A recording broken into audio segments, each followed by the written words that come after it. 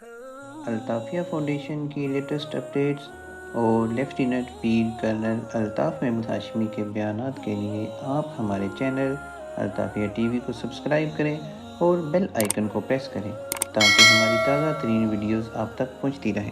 میں نے صرف 2 اصول جو ہیں یہ آپ ذہن میں رکھیں، آپ کو اس میں غلطی کبھی لگے گی نہیں۔ یہ اصول میں پھر دوہرا دیتا ہوں۔ نمبر 1، پہلا اصول یہ رکعتوں کی ترتیب کے اعتبار سے، تو رکعتوں کی ترتیب کے اعتبار سے ہر 2 رکعت کے بعد آپ نے اتحیات بیٹھنا ہے۔ ہر 2 رکعت کے بعد اتحیات بیٹھنا ہے۔ جب بھی 2 پوری ہو جائیں گی آپ اتحیات بیٹھ جائیں گے۔ اور دوسری ترتیب کون سی ہے؟ قرات کی ترتیب۔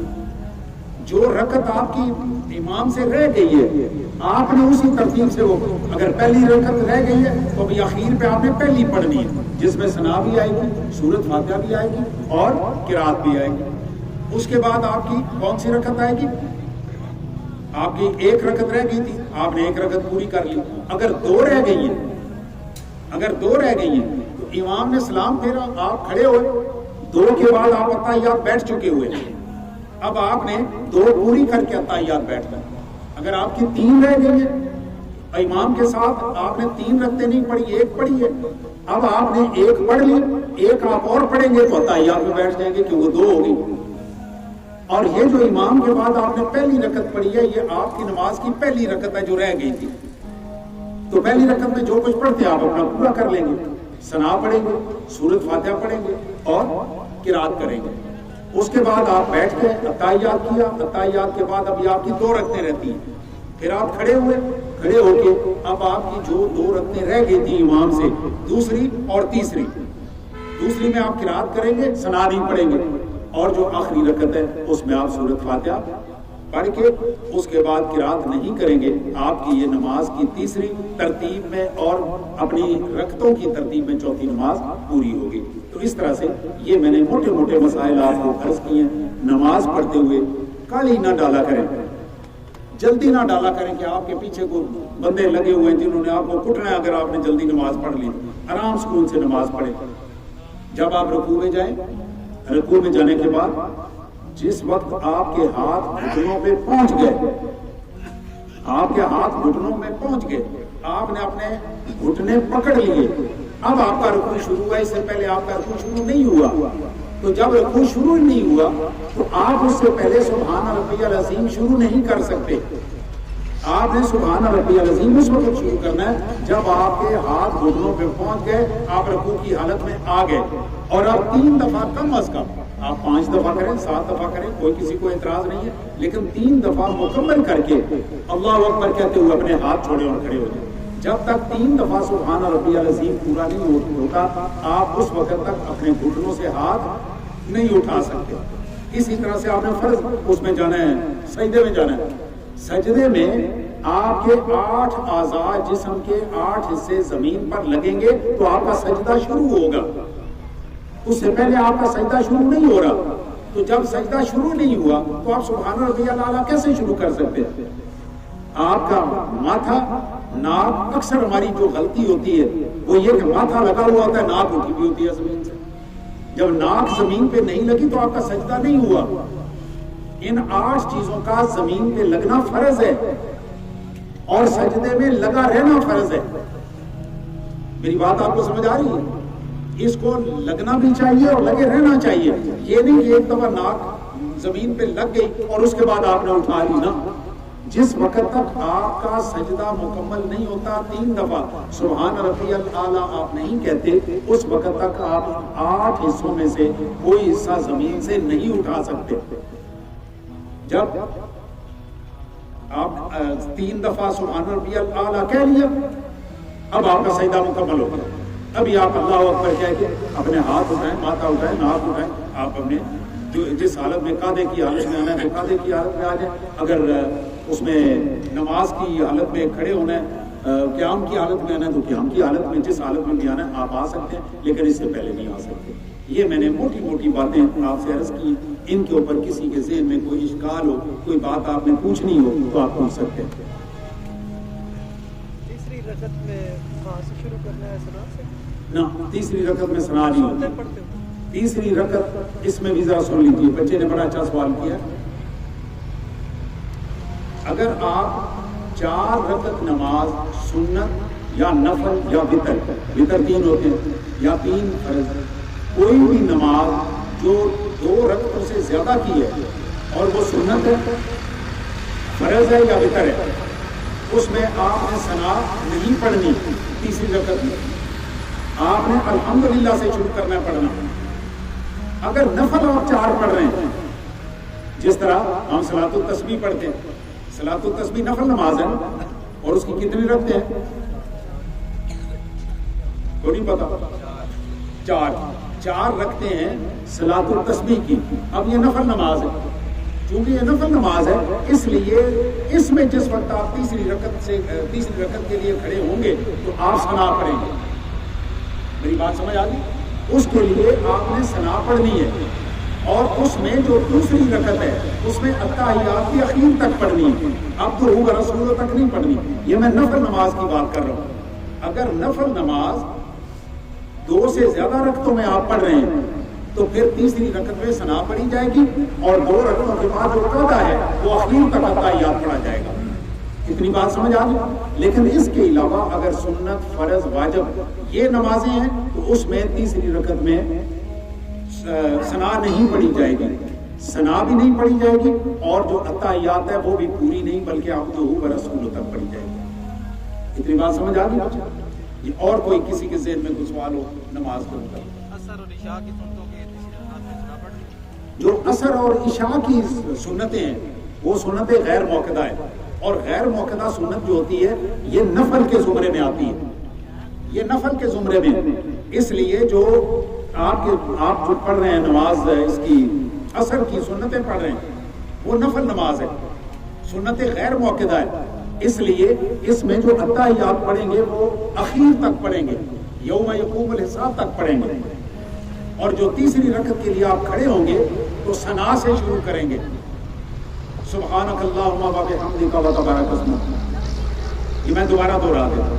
असर की नमाज पढ़ने के लिए असर या इशा की जो पहली 4 सुन्नतें हैं ये सुन्नत गैर मौक़दा है। ये गैर मौक़दा किसको कहते हैं? ये लफ्ज़ मौक़द ताकीद करना।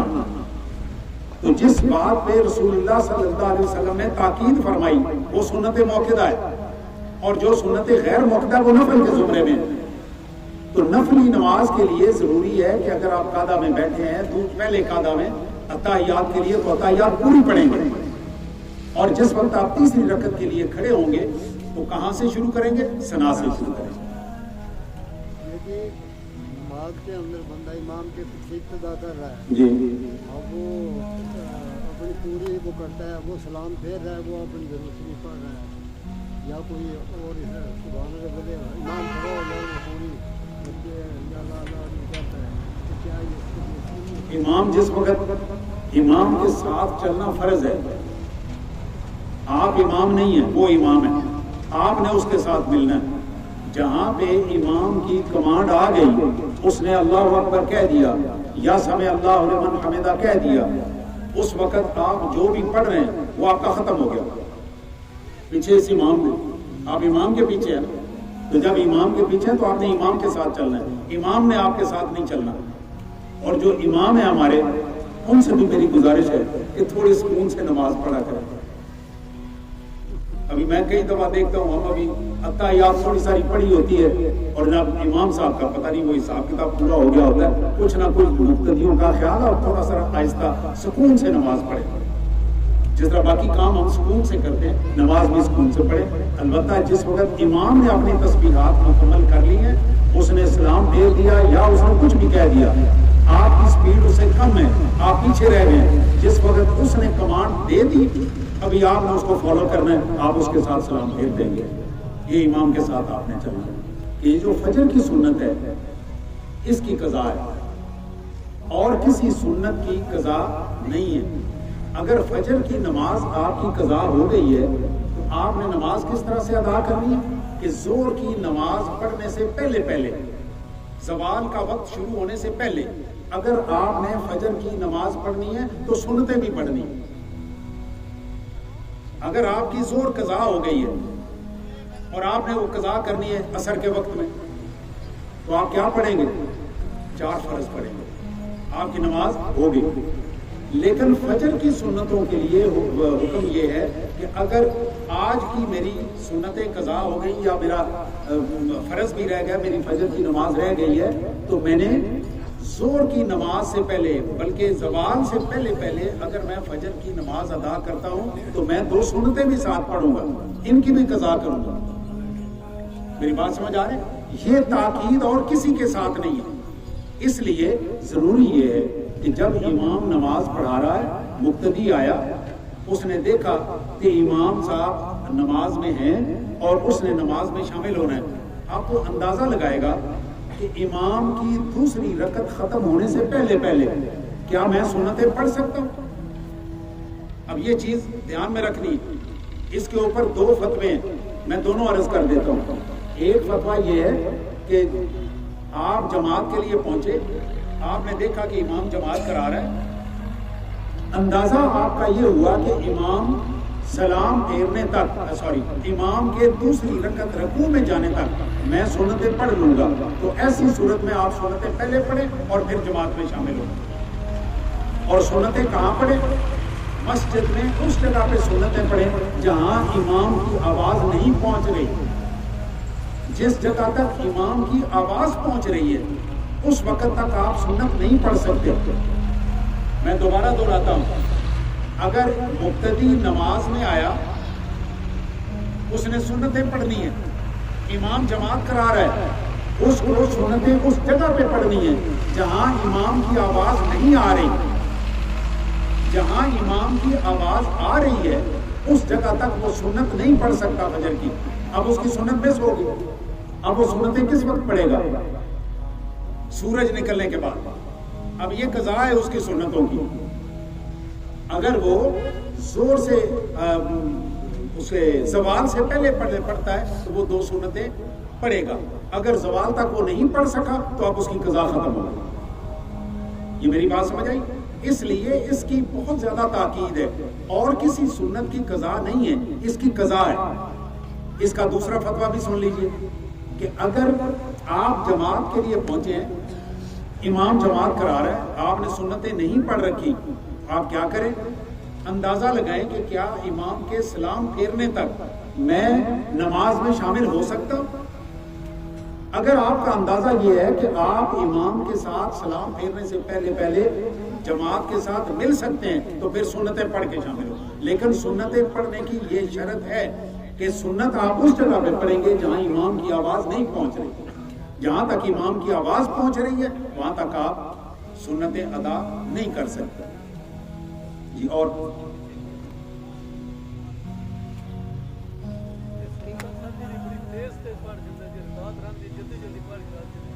اس پہ تو میں نے پورا ٹائم لگایا کہ نماز سکون سے پڑھیں۔ آپ نے رکوع کرنا ہے تو رکوع میں گھٹنوں پہ آپ کے ہاتھ پہنچے تو آپ کا رکوع شروع ہے، اس سے پہلے آپ کا رکوع شروع ہی نہیں ہوا۔ آپ پڑھ رہے ہیں وہ آپ غلط کر رہے ہیں۔ جس وقت آپ کے ہاتھ گھٹنوں پہ پہنچ گئے اب آپ نے سبحان ربی العظیم کہنا شروع کرنا ہے۔ 3 دفعہ سبحان ربی العظیم کہیں گے، جب تک آپ 3 دفعہ سبحان ربی العظیم نہیں کہہ لیتے اس وقت تک آپ اپنے ہاتھ گھٹنوں سے نہیں اٹھا سکتے۔ اگر آپ نے اٹھا لیے تو آپ کی نماز ختم ہوگی، آپ نے نماز دوبارہ ریپیٹ کرنی ہے، اس کے اوپر سجدہ صاحب بھی نہیں ہے۔ اسی طرح سجدے میں جانا ہے، جب آپ کے 8 حصے جسم کے زمین سے لگ گئے، آپ کا ماتھا، آپ کی ناک، 2 ہاتھ، 2 گھٹنے اور 2 پاؤں جس وقت یہ زمین پہ لگ گئے اب آپ کا سجدہ شروع ہوا ہے۔ جب سجدہ شروع ہوگا تو آپ نے سبحان ربی الاعلیٰ کہنا شروع کرنا ہے۔ 3 دفعہ آپ نے کم از کم سبحان ربی الاعلیٰ کہنا ہے۔